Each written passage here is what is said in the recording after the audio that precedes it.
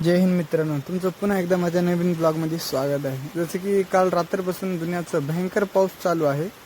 मग काय होळामध्ये बी पाणी जास्त झालं. मग आपण जानोळकडे चाललो बघायला पाणी. तर काय बघू शकता तुम्ही, भरपूर पाणी आलं बघा. जसं की बघायला तुम्ही पाणी जोरात पण चाललं आणि पाणी वाढत सुद्धा आहे. महागल्ले शेत संपूर्ण बुडून गेले बघा. तर काय जे आपले पांडदादा आहेत बघा, त्याची एका दिवसाची गणपती होती. मग ते सुद्धा आले ते जानोळवर विसर्जन करायला. मंगलमूर्ती पुढच्या वर्षी लवकर या. आम्ही तिघ आलतो बघा. पाणी पण वाढलंय आणि थोडं बारीक बारीक चालू होतं आधी. मग आता भरपूर पाणी पडालंय. मग निघालो बघा आपण परत घराकडे.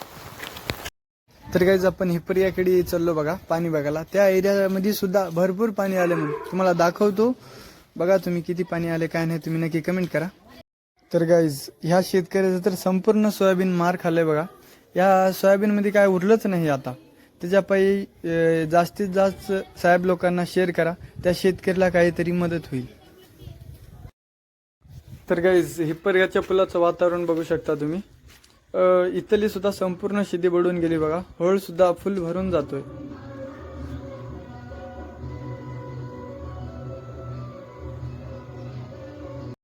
तर मित्रांनो, आमच्या जानवर सुद्धा भरपूर पाणी आलं बघा. जवळपास गुडघ्याचा जवळपास आहे. जसं की कोणाला या जायचं असलं तर तुम्ही जिथं आहो तिथंच थांबून घ्या, नसता तुम्ही अडकू शकता.